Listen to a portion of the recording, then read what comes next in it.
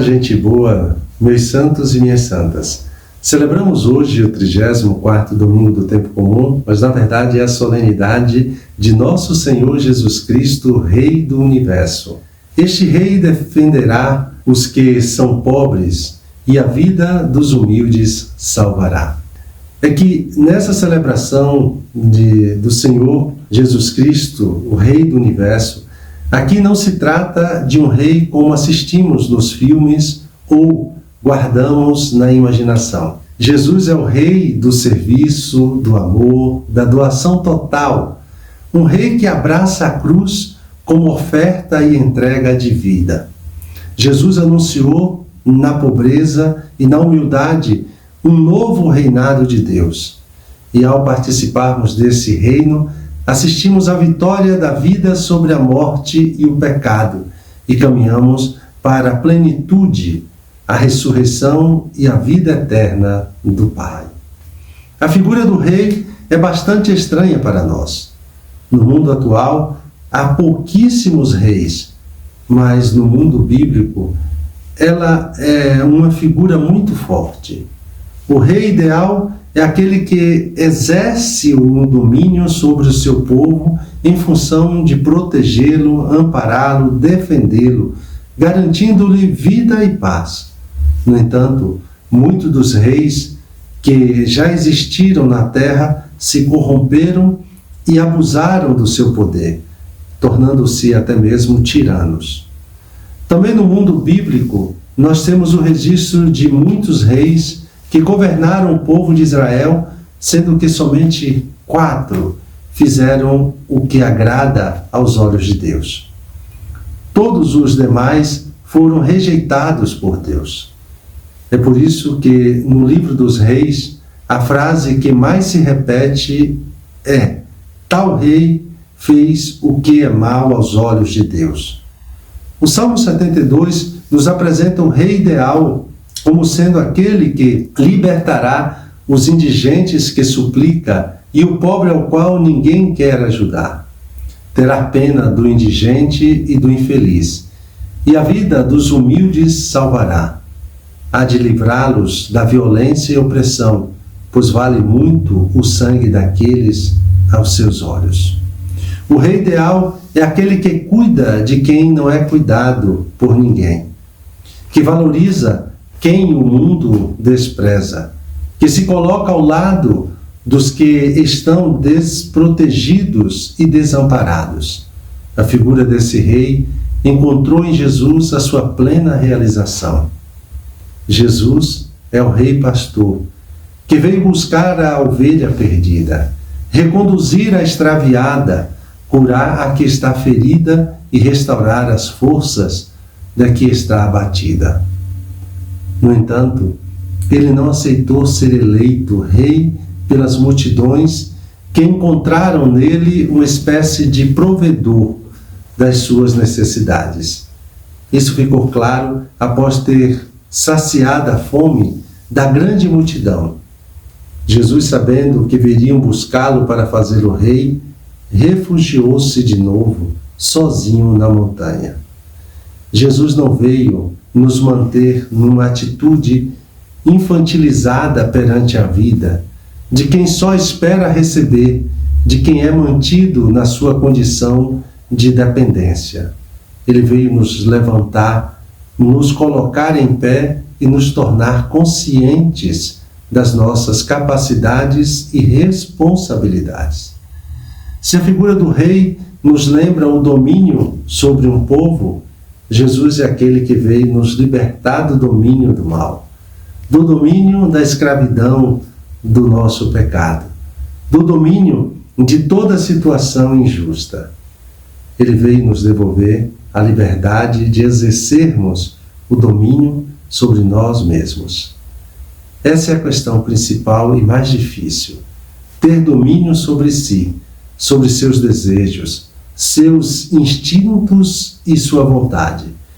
Jesus não nos quer dominados pelos vícios, pelo consumismo, pelas ideologias políticas, pela submissão ao dinheiro, pela internet, ou seja, as redes sociais. e também pela religião. Ao celebrarmos hoje Cristo, Rei do Universo, lembramos que o Pai entregou ao Filho o poder sobre todo ser humano, o poder de redimir, salvar e dar a vida eterna a todo ser humano. Esse poder foi exercido a partir da cruz. A cruz foi o trono de Jesus. Sua coroa de espinhos indica que ele é o Rei ferido, o Rei que sente a dor de toda pessoa ferida na face da terra.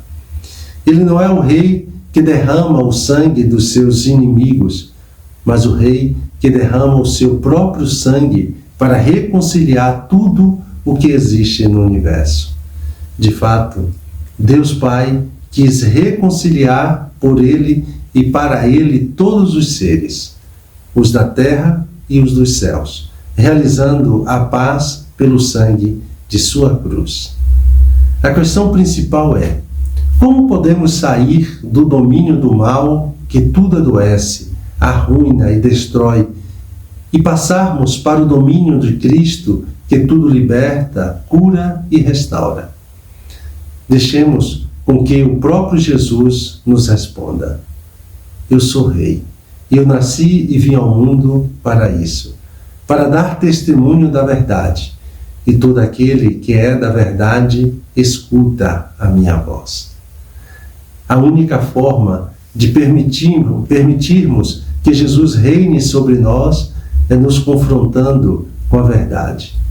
Para o mundo atual não existe a verdade, mas a verdade, cada um tem a sua verdade. Cada um tem a sua cabeça, a sua liberdade e a sua vontade. Cada um faz o que quer. No entanto, a verdade é uma pessoa. A verdade é Cristo. Seu Evangelho é a palavra da verdade.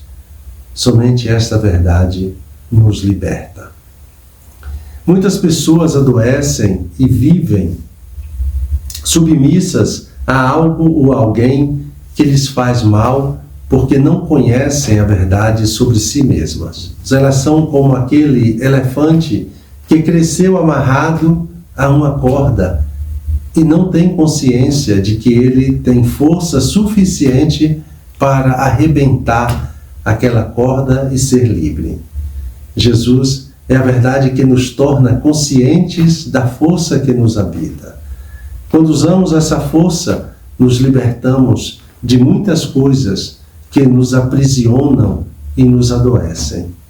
O problema é que não são poucas as pessoas que preferem uma mentira que aprisiona do que a verdade que liberta.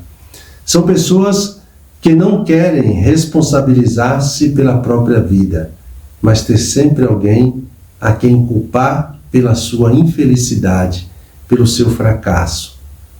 Todo aquele que é da verdade escuta a minha voz.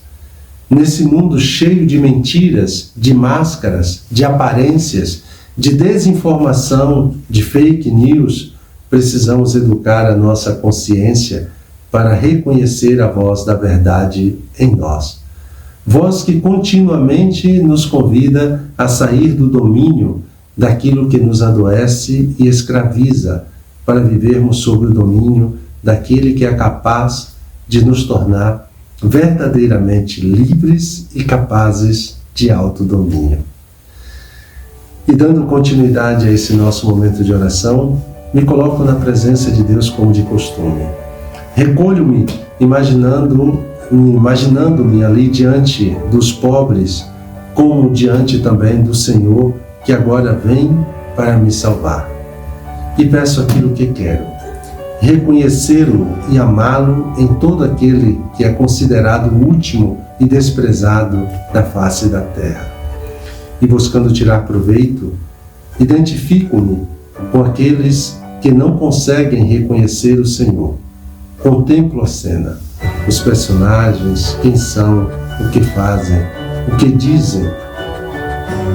E a vocês, eu quero render graças, bendizendo a Deus por esse ano que caminhamos juntos, partilhando esse momento de oração. Chegamos ao fim, então, deste ano litúrgico, e que nessa solenidade de Cristo Rei seja uma oportunidade de renovarmos ainda mais a nossa fé. E no próximo domingo já iniciaremos então um novo ano litúrgico. Que a esperança possa brotar ainda mais forte em nossos corações. Um santo e abençoado domingo para todos e todas.